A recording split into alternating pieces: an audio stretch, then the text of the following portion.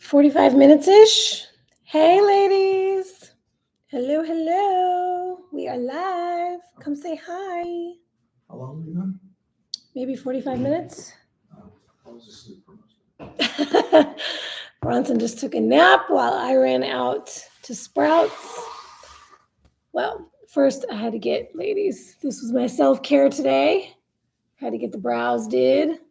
Feeling so much better. So much cleaner. Ketchup. I got you all the ketchup. Nice. So I did a quick little Sprouts run. I'll tell you all what I got. It was mainly for eggs because... You only got 4 eggs? Huh? You only got 4 eggs? You see what I go through? Do y'all hear that?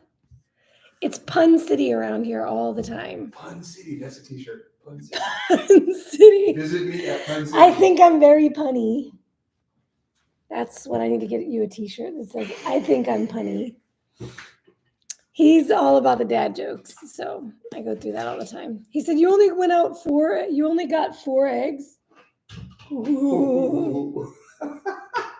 Did I really go? I got 3 18 count eggs, so I got you 36 eggs. And Primal Kitchen, I mean, I don't know why I'm saying this because nobody else shops at my particular Sprouts, but my Sprouts had Primal Kitchen. He loves the spicy ketchup from Primal Kitchen. It is the only one. Unsweetened, no sugar, or 1 gram of sugar, I don't know, something like that. And it's his favorite. And it's usually very pricey, and they're tiny little bottles. So I just got 2 not that long ago, and he was like, I need ketchup. And I was like, you've got to be kidding me. Are we out of ketchup already? He's like, they're little bottles. So anyway, they have them on sale for like $4.78 or something like that. So I stocked up and got 4 of them. So we got all the ketchup now. All right. Let's see who's here. Karen, what up, Bubbles? Liz is here. Mary Grace is here. Diane, awesome. Erin is here. Brewing Better Living. Deb Tasker is here. Sorry, I just said your whole government. You know, Deb, you are one of those people that I just feel like I have to say your last name when I say your first name. Do people do that to you all the time? I'm curious. You know, there's those certain people, you just always say their first and last name when you say their name. That's Deb for me. Deb T. Becky's here. Mary Lou. Mary. Tanya's here. Woo, woo, woo. Hey, Tanya. What up, what up? Y'all, I gotta shout out Tanya because this woman does not have Facebook. She's not on Facebook. She's not in the group. She has been emailing me every single day since she started the challenge. She has not missed a beat, and she has emailed me her check-ins every day. So shout out to Tanya, making it happen, girl. I love it. They call me Deb T. Yep. I always have to when I'm going through client stuff. I'm like, Deb A, Deb T. Deb T checked in, Deb A. When I'm doing the Grace and Grind, who checked in every day. Deb A and Deb T have both been on point.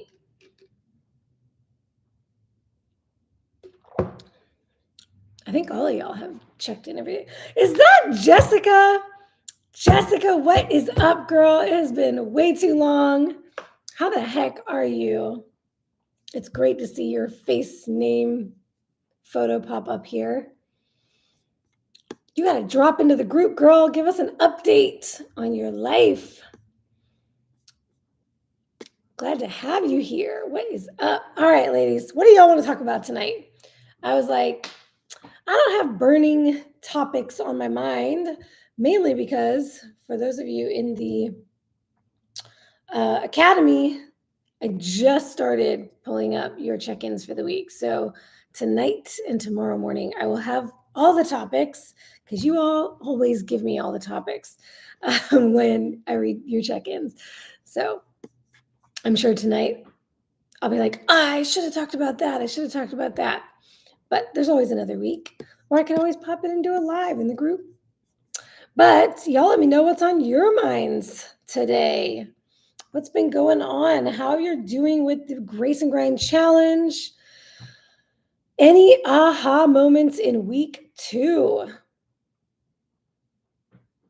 Hey, yes, Jess says, hey girl, hey, been kind of quiet, but I need some of the group's inspiration, so I'm here. Yay!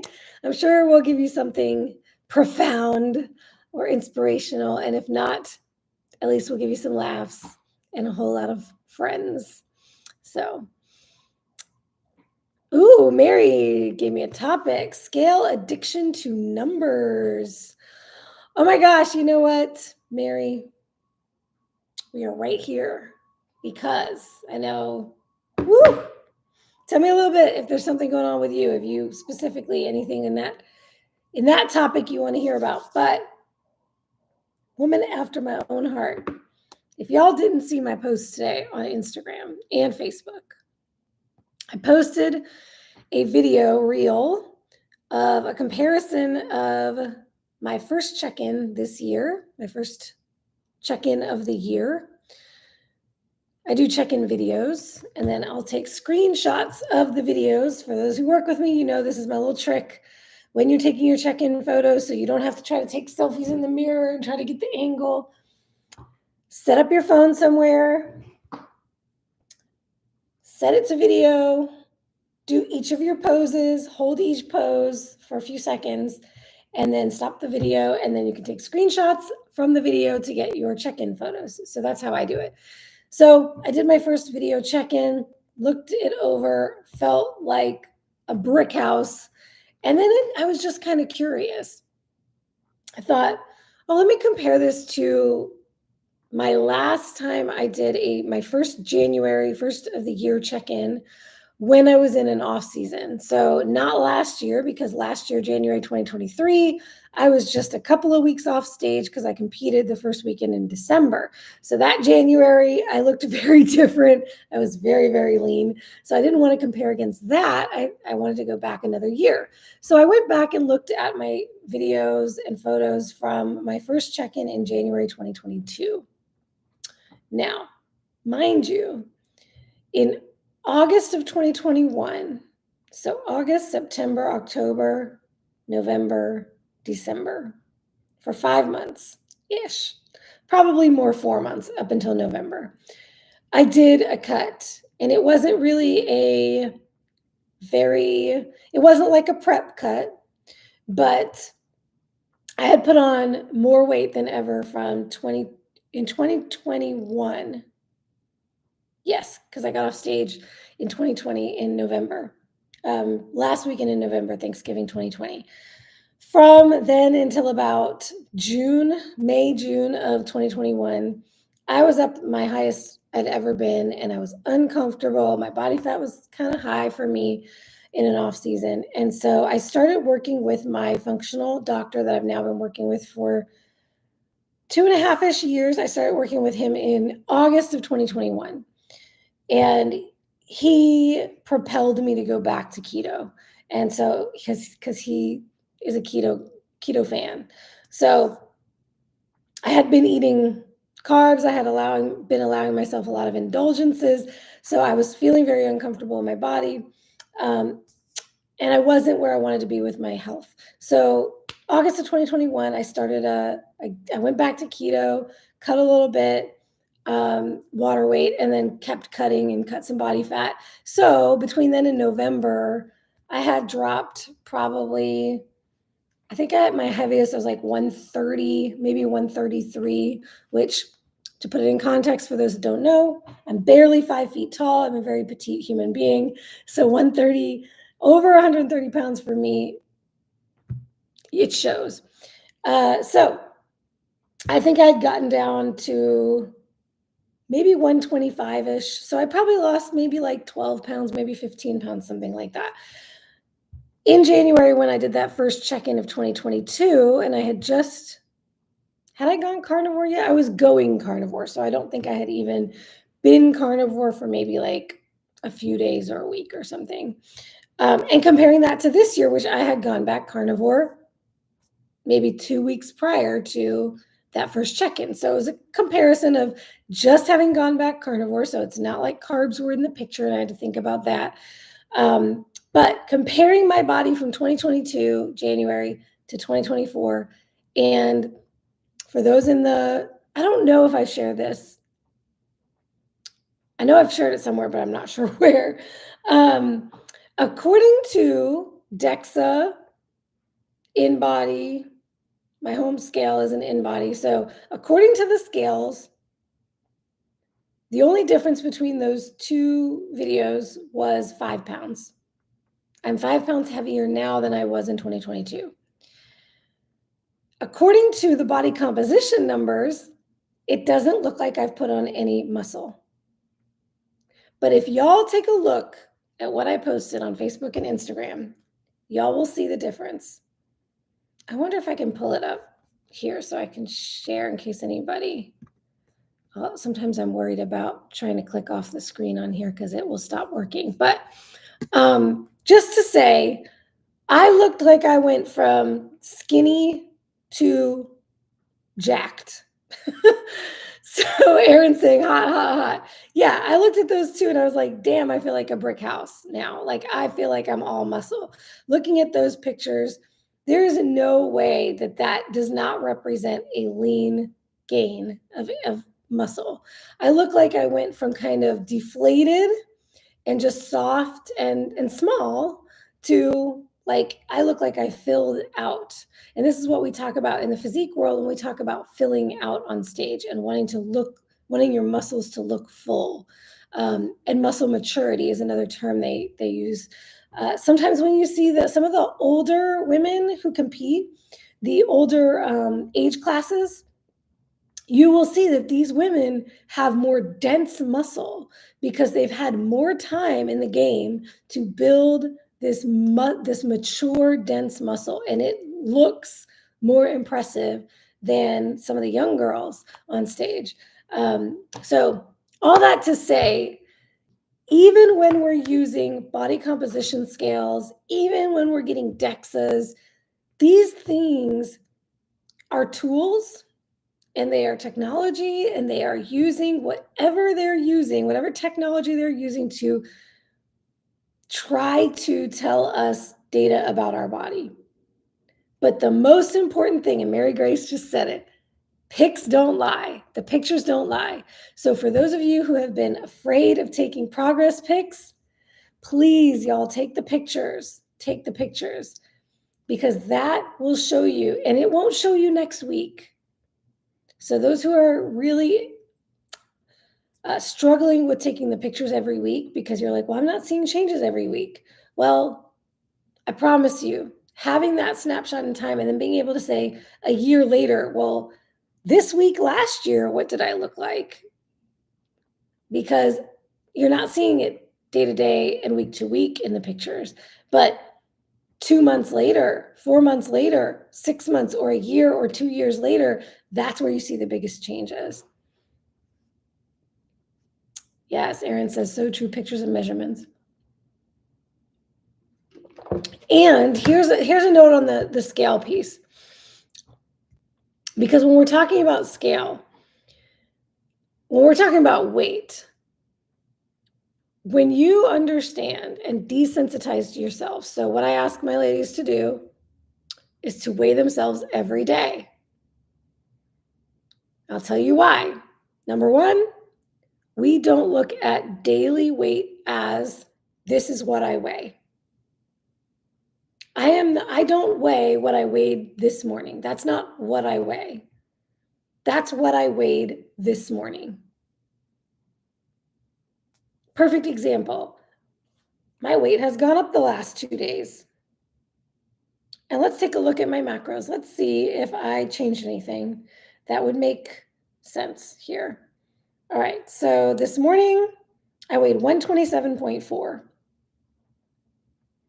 Yesterday it was 126.3. And the day before that it was 125.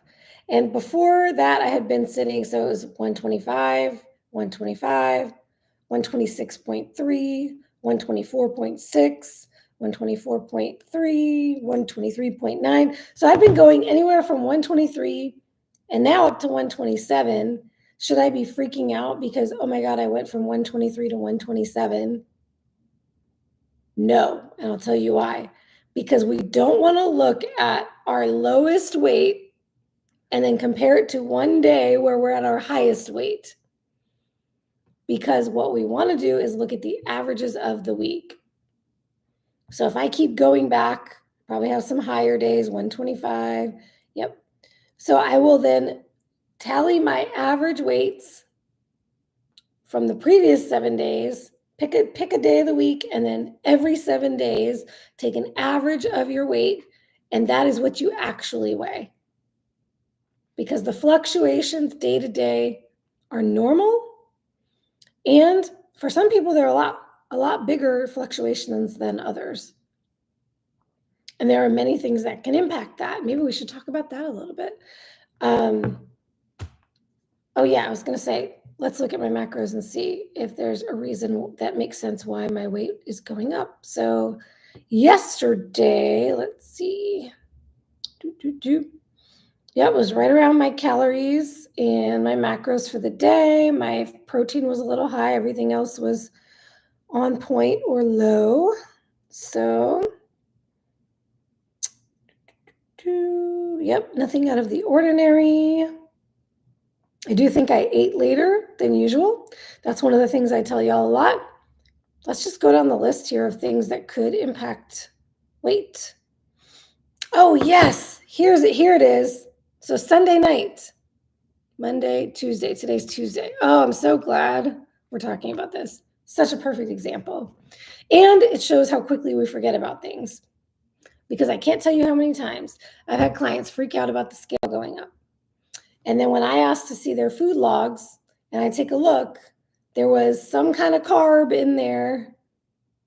And I think I just talked about this somewhere about carbs and weight and water weight and why we don't need to freak out about that. But carbs hold water. 1 molecule of carbohydrates holds 3 molecules of water. Carbohydrate. Carbohydrate. It's hydrating. It's bringing and holding water in your body.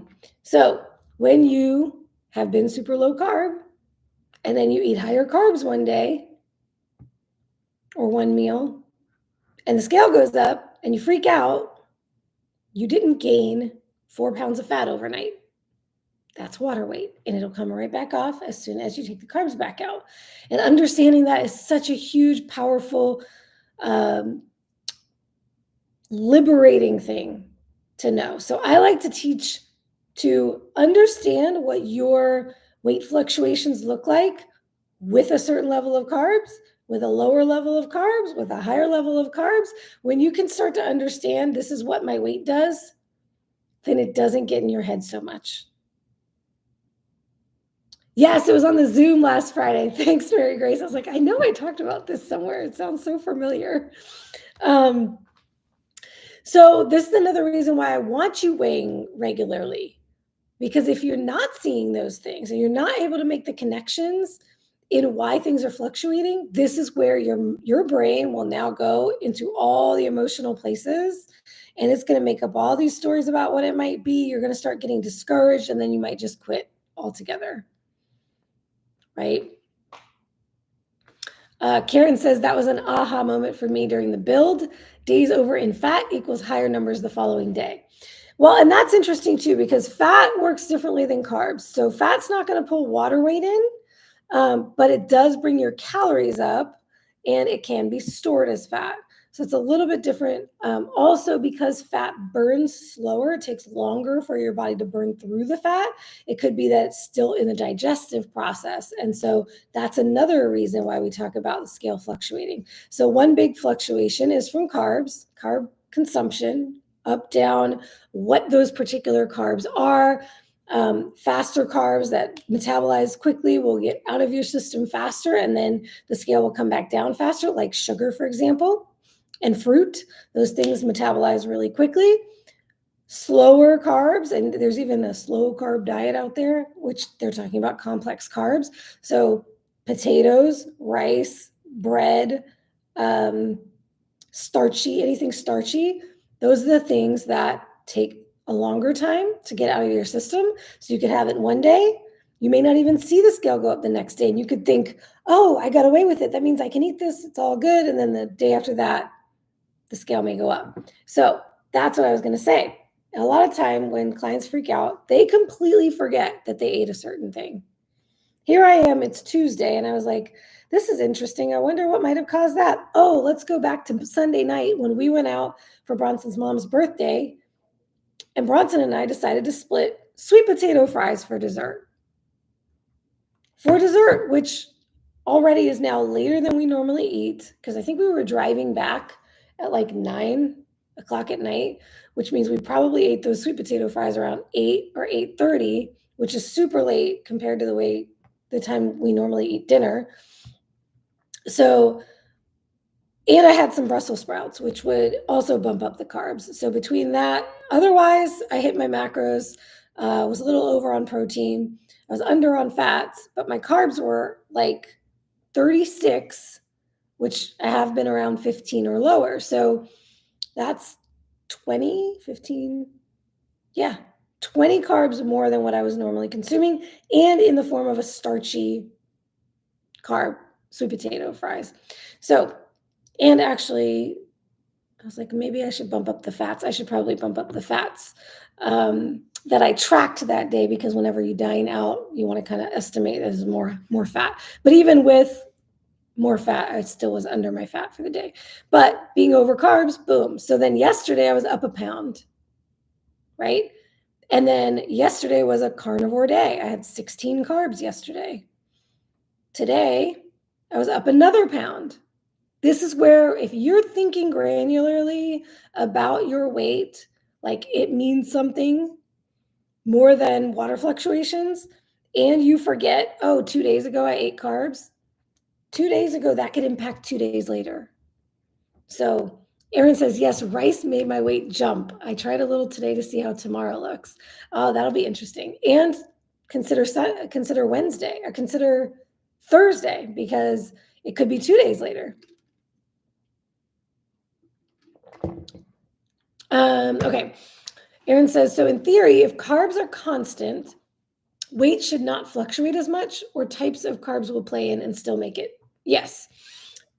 Types of carbs will play in and still make it vary. So types of carbs, timing of carbs, and amount of carbs will all impact the fluctuations of the water. Because some carbs have higher water content, some have a higher fiber content, some have a higher starch content. So all of those things are going to play in. And then timing very much plays in as well. So I will say that those who see the fewest fluctuations are typically like zero carb carnivores, because you don't have the carbs playing in at all. Even if you are consuming carbs and you're at 40 carbs or 50 carbs or higher than that, when I was higher than that, I had more fluctuations. Until I started getting really, really granular about what time and how much carbs I was consuming. And if you look at competitors, for example, because physique athletes, we have to be on a timeline to reach our goals. So getting to stage, each week we need to be seeing changes. And we're looking at photos, of course, every week. But we're also looking at weight, and weight does help us determine, are we cutting according to the timeline. So when you're doing that, you don't want to see big swings, because it's going to really skew the data.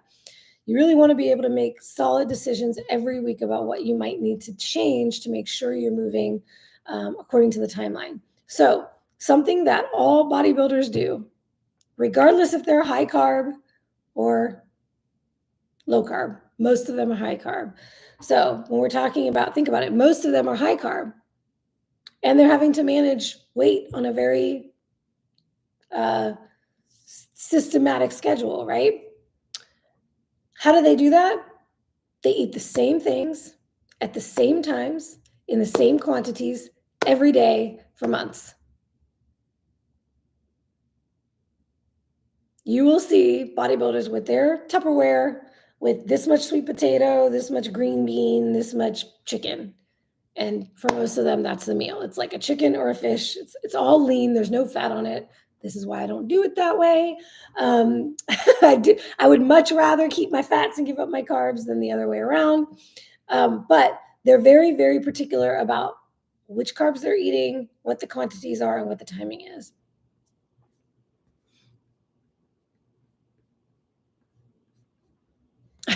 Kim says, I found it interesting that my weight was so constant. I thought my scale was broke. I do think it had to do with consistency and low carbs. When I tasted cornbread, the scale worked again. There you go. There's a way to tell. That's funny. Are there other things that'll make the scale jump other than food? Yes. Okay, so let's get into the rest. Carbs is a big one. Along those same lines, because what's making the scale go up and down? It's fluid balance in your body. Because we don't gain fat and lose fat that quickly. We're not gaining fat one day and then losing it the next day. The body doesn't work like that. We're not gaining muscle and losing muscle the next day. The body doesn't work like that. So when you're seeing not just your weight, but when you're seeing your body composition change day to day, take all of this as this is a tool that is making estimates to decide and try to tell you what it's determining based on algorithms. Or based on estimates with formulas. It's not like our home scales are not measuring the tissue in our body like a DEXA. A DEXA is going to be more exact because it's measuring the tissue. But our scales at home are sending bioelectrical impedance signaling through our body to make estimates. So this is why, another reason why I say let's not hang on what that scale says at this moment, each day.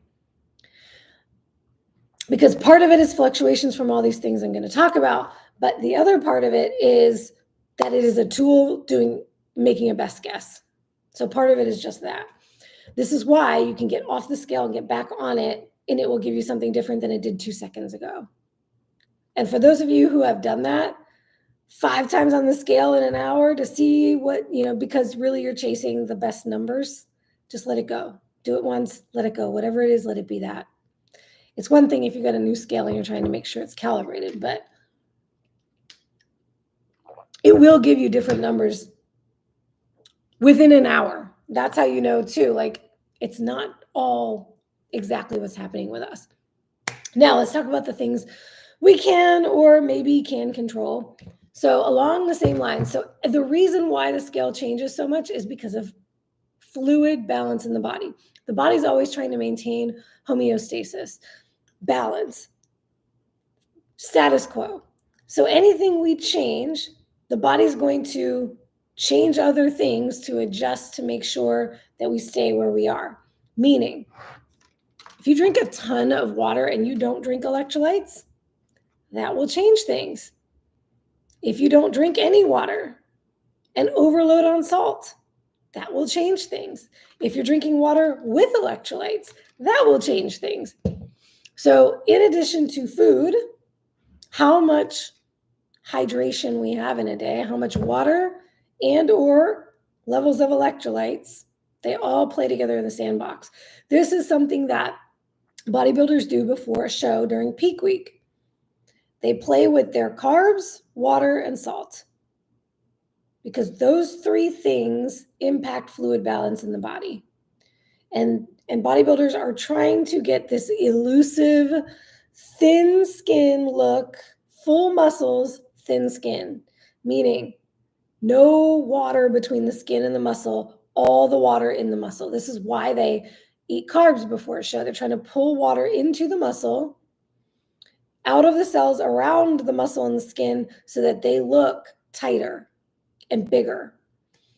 And if they mess it up and they do it wrong, in the industry, we call that spilling over, meaning they're going to look watery and puffy on stage. Is water with or without electrolytes better? I should know the answer to this. I know Natalie told us, I just forget. We like electrolytes. When you are, especially on a low carb diet, if you're drinking a lot of water without electrolytes, and you're not consuming carbs, you are flushing out water, and with it, you're flushing out electrolytes. And a very other misunderstood concept is that drinking water, thinking drinking more water is going to make you hold water, it's the exact opposite. When you drink more water, you're telling your body, look, we have plenty of water, let the water go. So when you drink more water, you flush out more water. So you're peeing, you're sweating, you're eliminating more water.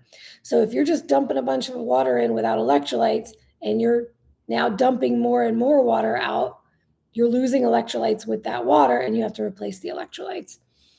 It's one of the biggest reasons for what they call keto flu, that headache, cramps, fatigue, those things that you feel when you first cut the carbs out. It's because you're losing all those electrolytes. Yeah, Erin says, a lot of prep videos I watch show them drinking alcohol the night before the comp to stay dry. Is that a common practice? It's not super common, but it is something that some competitors do. And certain coaches over the years have put certain practices in place, and so they'll encourage their clients to do things like that. So yeah, it is something that some competitors do. I have never done that.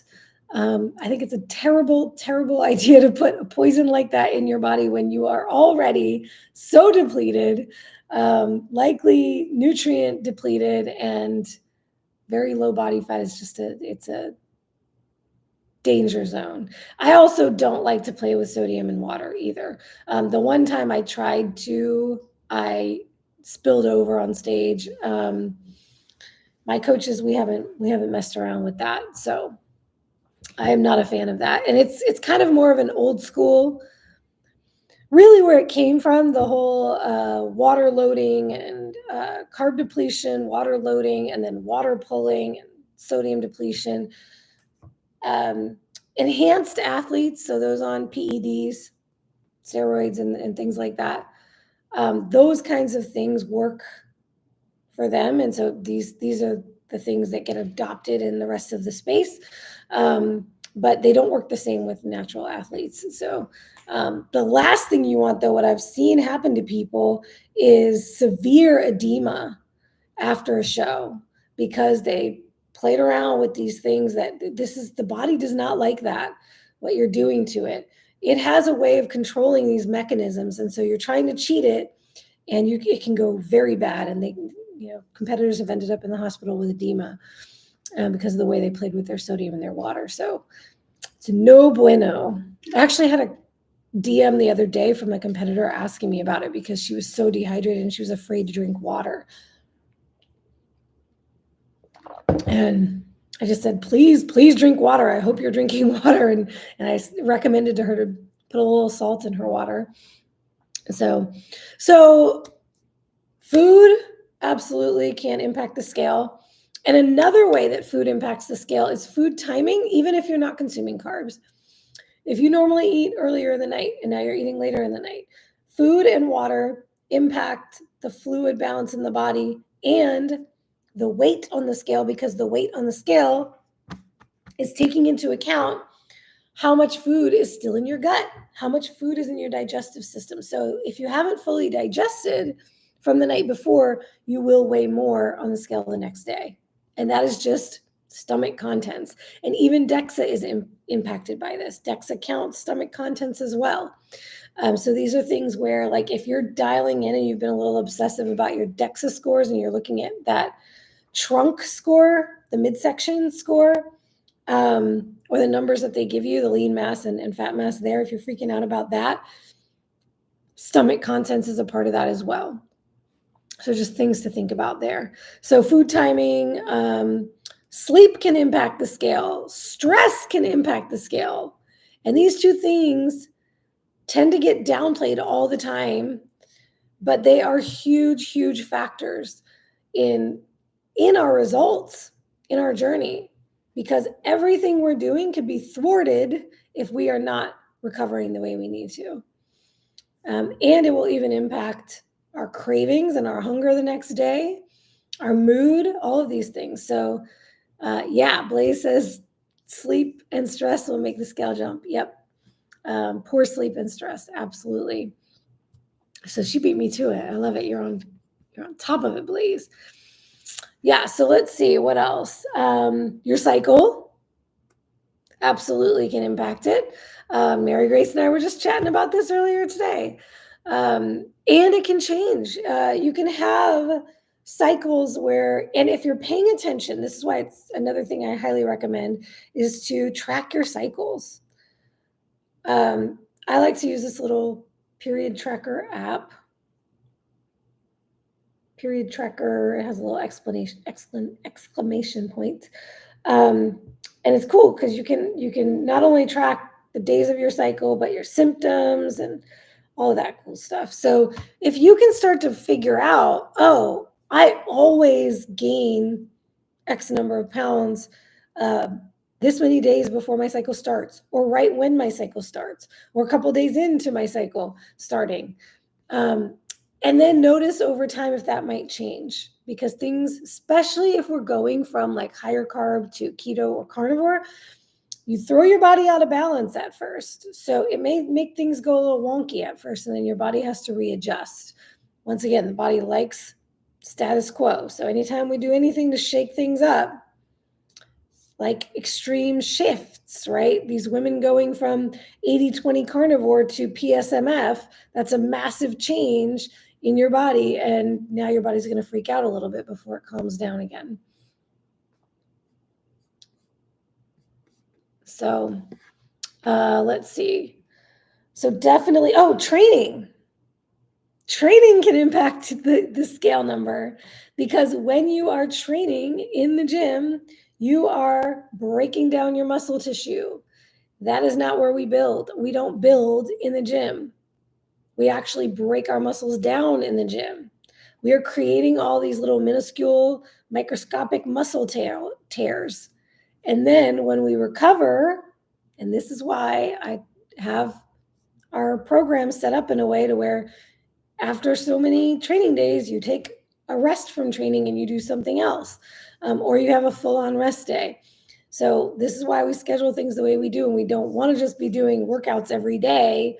You need to let your body recover. So after a good hard training session, the next day, you might be up on the scale because you have inflammation in your body, because just like a cut or a scrape, your body's going to send inflammation. It's going to ramp up the inflammation. That's the immune response, so that it can go and heal the area. So it's going to do that with your muscles when you're properly working your muscles.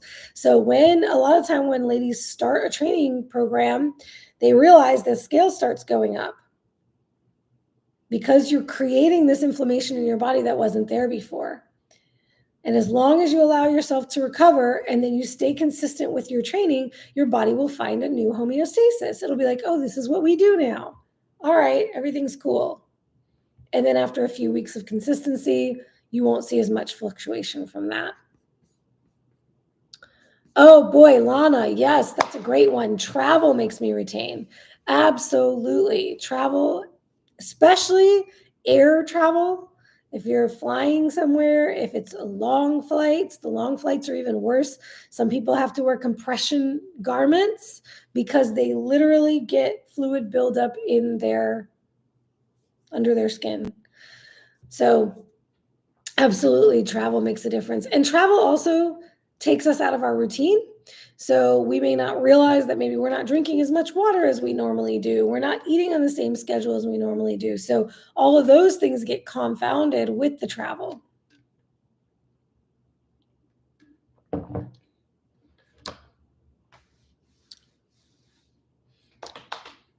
Mary says, I do all the things and get refocused on other things. Then my scale goes down and boom, right back at chasing scale numbers again.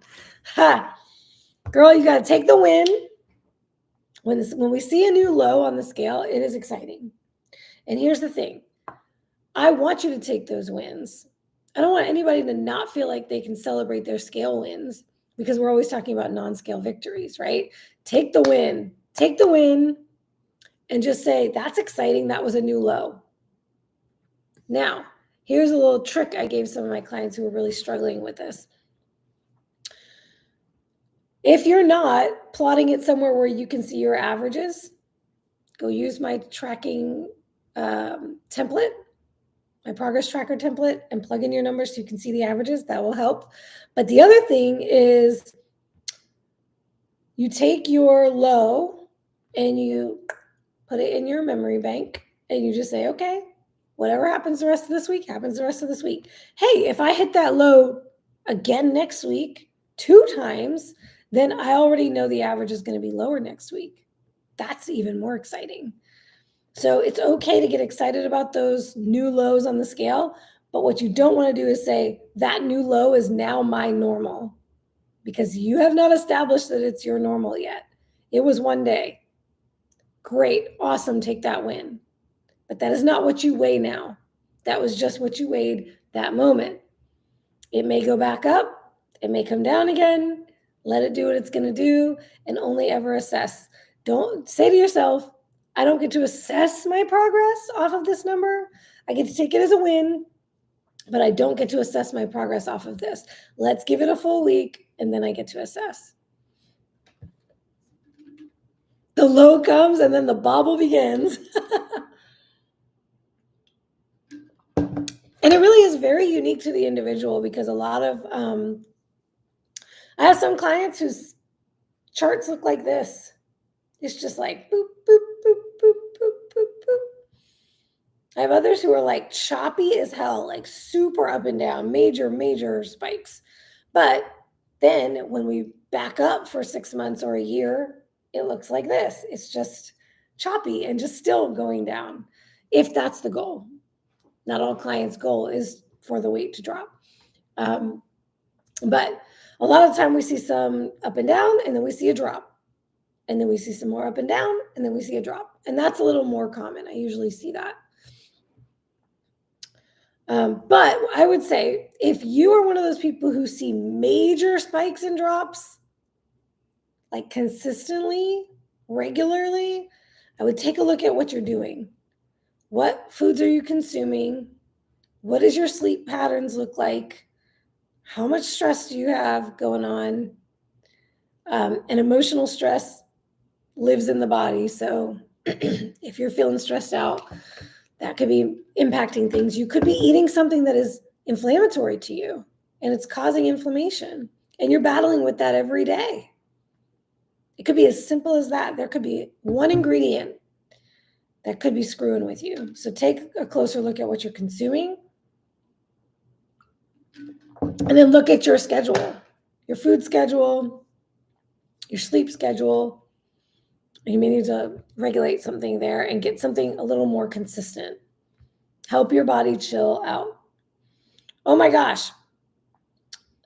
Most of my ladies don't do this, so I forget about it. But if you're fasting off and on, of course that's going to fluctuate things, because you're literally not eating, and then you're eating. So of course the scale is going to go up and down, and you should absolutely expect it if you're fasting in any way, shape, or form.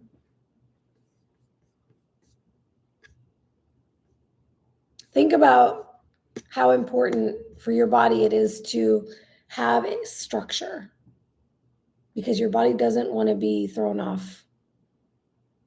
What's going on? Why are we doing this? You want to keep it consistent.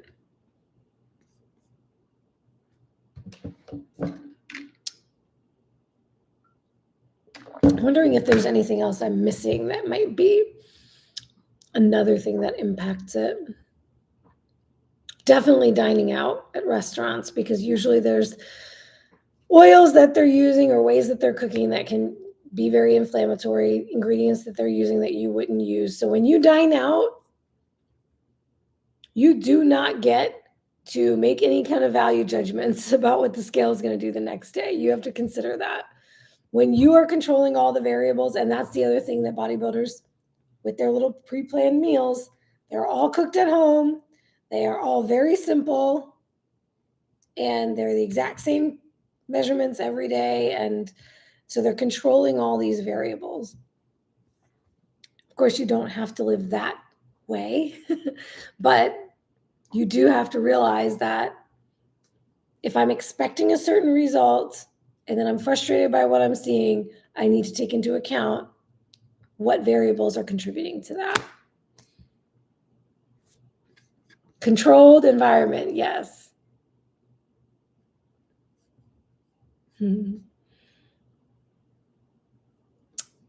Let's see. I think that there was something else commented earlier on before I dived into this whole topic.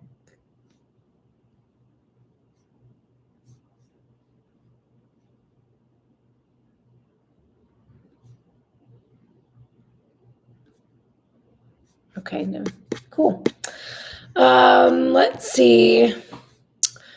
Any aha moments with Grace and Grind thus far? I will share that with mine. My big aha moment this week was that if I am not intentional about my personal development, it won't get done. That is the one that won't get done out of the 5. So there have been a few days where I went back and realized, oh, I didn't set aside time for that, and I didn't plan in advance that this was going to be the thing. So it's one of those things where if you don't have that list of like, this is going to be the things I go to, then it can get missed. And I'm the kind of person who is always learning. Like I always want to be learning something about my craft.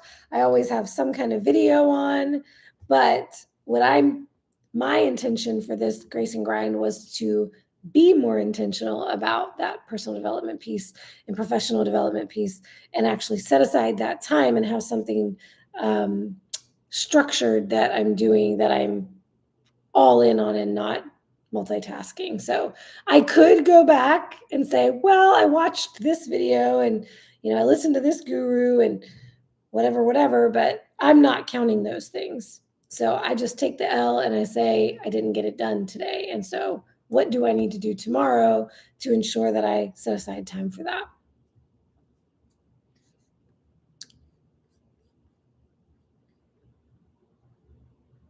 Ooh, Deb. My aha is that I shouldn't need a challenge to set aside time for the betterment of me. Woo! That is it. That is it, y'all. That's powerful right there. I love that. Exactly that. And how many people wait for a challenge to do anything for their nutrition, anything for their fitness? And most of the time, women forget about our mindset and our self-care and personal development. That like goes by the wayside. So cheers to all of you who are showing up and creating this space in your life, because we are the ones that own our schedules. Even if it doesn't feel that way sometimes because we're working for the man or whatever, we still own our time, and we still are the ones in control of how we act and behave and spend our time in our days. So powerful. How much small actions create momentum and motivation, says Lana. That's awesome. Yeah, the littlest action, right, leads to more action. Inaction leads to more inaction. Julia, I'm looking for a scale. Do you have one you recommend? Oh boy, do I ever. So the one I mainly recommend is the one we have and we use, and it is the InBody at Home H20N is the model. It has the handheld devices that you stand on the, what do you call those things? Electrode things. And then you have some that you hold, and it gives you your body composition. That is the one that Bronson and I both use. Bronson has a code for that. I will drop it in the description of this YouTube for the replay. It's in all the descriptions of my YouTubes, underneath all my YouTube videos, so you can pull it there too. But it's InBody. It is kind of pricey, so it's helpful to have that little discount off of it. If you want to go a more affordable route, I have a Amazon link to some of the other recommended ones that my clients use or have used and have recommended in my Amazon storefront. where I have lots of idea lists. So if you click on that link, my Amazon storefront link, it will have book recommendations and body recomposition recommendations and gym gear and all kinds of things. So there's one, I think I put it in the body transformation or body, one of those. That's where I have all the tracking. I think I called it tracking essentials or something like that. So you can check that out for some Amazon recommendations for some of the brands that my ladies use. But really, at the end of the day, any smart scale or electronic bathroom scale that will give you body composition is better than nothing. So something that will tell you more than just weight, and you can start there. And then from there, I think VitaGoods was one of the ones I had on that list. But as long as it does that, it's all the same technology. I have heard that some of the ladies really do not like the Renpho ones. They have not been thrilled with those. So,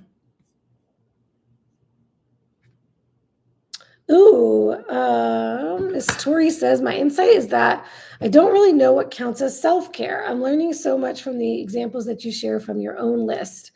Yeah, so self-care is anything that brings you joy, love. So love, joy, peace. What makes you feel good inside? What gives you the warm and fuzzies? I shared that I love kitten videos. And that'll be my little, when I take my little bathroom breaks during my work day, I will pull up Instagram. And now I have taught the Instagram algorithm to give me kitten videos. So when I click on my search, I get all the kittens, and it just like literally I get giddy when I see them. So anything that like does that brings a smile to your face, peace in your heart, happiness. Those are the things, and that's going to be very unique to the individual. Like I said, getting my brows done today. When I go get a tan or a massage or sauna. What are some of y'all's self-care? Drop what you like to do for self-care.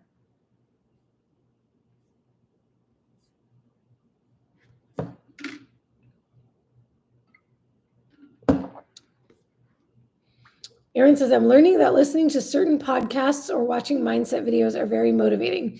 Tonight, I wanted to work out again, and I had to catch myself. Yeah, I've been, y'all, also stocking up on those lately, and it's been a little while. I used to do that like every single day. I'd watch some sort of motivational video every morning, and it's so easy. Once you start pulling them up on YouTube algorithm will start giving you all the motivational videos too. And it'll always have like some quick 5-minute ones, 11-minute ones that you can watch. I was trying not to overload y'all in the Facebook group because I posted one and then I posted another on my personal page. And then I was like, I'm going to be just inundating them. But I might start sharing one a day with y'all because I've been geeking on those myself lately. Let's see. Kim says, I'm thankful that I have this group to lean into and on when life and people are not so kind as this group. You know what? I love y'all so much. I love this group so much. It truly is a place where you know you can go there and you will never be beat down, criticized, torn to shreds for mentioning something. It's not keto, it's not carnivore, or whatever. You're going to get all the love in the group.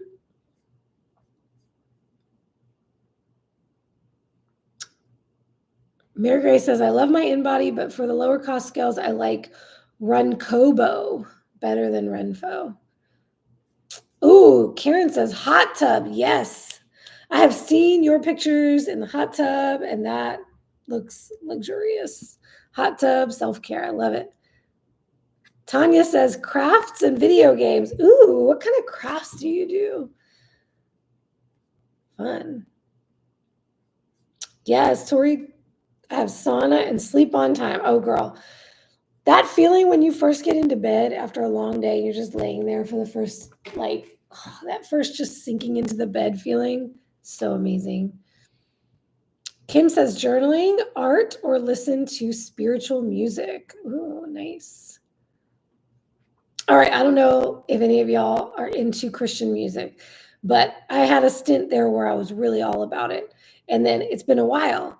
And it was maybe a couple of weeks ago. I was getting in the shower and I wanted something like mellow to listen to. And I put on something on YouTube music, some playlist.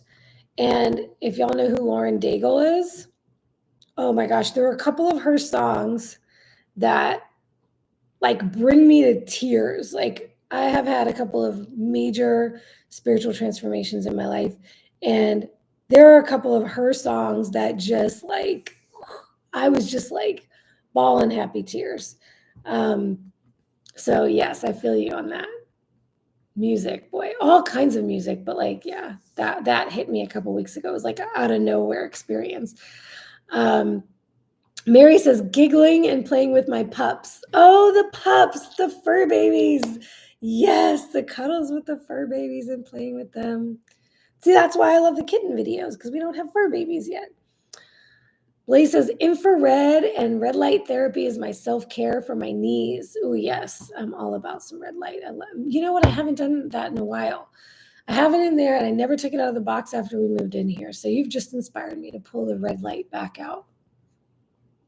Mary says, hot bubble bath with candles and lavender drops. Ooh, I love that. Nice. I love some lavender essential oils. It's been a while since I've used those too. Y'all are bringing it back. Oh, yes. Blaze, she said, I watch a live kitten feed daily called Tiny Kittens here on YouTube. I saw them. I saw her on, I saw that account on Instagram. And I think that they were promoting that channel. They are freaking adorable. Can't even stand it. It's so cute. Aw, I love you back, Mary. And Karen says, in the spring, fall, it's definitely the pool and sun. I'm with you on that 100%. I love being outside. I love being in the sun. I will extend a walk way too long because I just don't want to go inside in the summertime or in the spring, not too hot part of the summertime. Becky says, I love to get outside when it's sunny to soak up the vitamin D, except in the summer. Here in southern Arizona, I would combust with so much sun and heat. Yes, I'm sure. I can't even imagine. I will be in Arizona for the first time ever. I've never been to Arizona in April for an Equip influencer meetup with Maria Emmerich and the Equip team. So I'm super excited about that. Cannot wait. You'll have to tell me where I need to go and whatnot.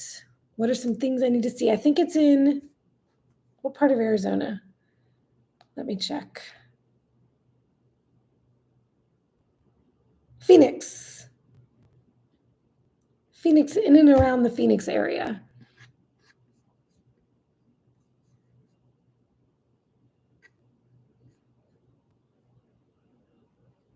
Karen says, playing with our dog in the pool. He's little but thinks he's a Labrador. Oh, too cute.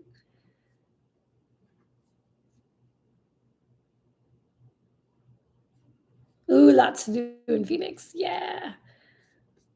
Hopefully I can get Bronson to come out with me. It'd be fun.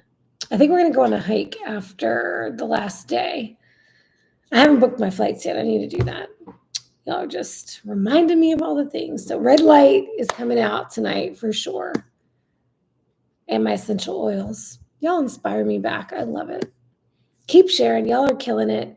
I'm thinking about some things I want to do for y'all, for those who complete the full challenge. So I think there was about, I can't remember the numbers now, maybe 23 of y'all that had fully done all of both of the weeks. So I'm thinking up a special offer for those of you who complete the whole thing. So even if you don't win one of the weekly prizes, I got some stuff up my sleeve. So I'll share that with y'all next week's call because we have one more week. Let's see. Today is, yeah, one more week. How about that? Last week of the challenge. So yes, I'll share that with y'all next Tuesday. And in the meantime, keep killing it, checking those things off, being intentional and present and taking care of yourselves. Keep the grace in the grind.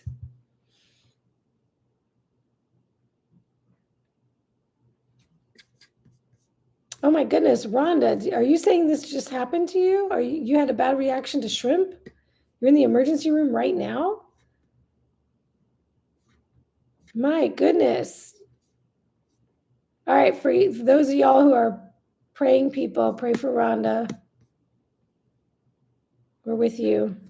We are with you, love. All the love and the wellness, healing vibes and prayers. God bless you for getting on here in the emergency room. Rhonda is a real trooper, y'all. Oh, yes. Tori, this is a good thought to end off on. I loved the reminder that it's not about checking things off the list. It's about being intentional ahead of time. Yes, yes, yes, yes. It's not about, because I've seen the posts. I've seen some of y'all's posts. And I'm like, was that really self-care? Not really. I think we're getting into the point, we get into 1 week, 2 weeks. We start getting into the point of like figuring out what can I say that I did today so I can check that off. That's not what it's about, right? It's about taking the L, taking the responsibility, showing up for yourself and saying, I said I was going to show up for myself. So if I didn't do it, I didn't do it. Let me make a plan so that I can do better. That's how we improve. So yeah, you're welcome for that. I got to be transparent with y'all, right? Got to keep it real. We are all humans. That's why we call it the grace and the grind. We may not do all the things all the time, but the more important thing is that we are taking accountability for what we're doing and not doing, and then not making it mean anything about us and not beating ourselves up about it, but saying, I'm going to be accountable for that. I didn't get that done. How am I going to make an adjustment so that I can do better? Love it. All right, ladies, that is all I got for y'all tonight. Thank you for showing up and giving me stuff to talk about like you always do. You're amazing.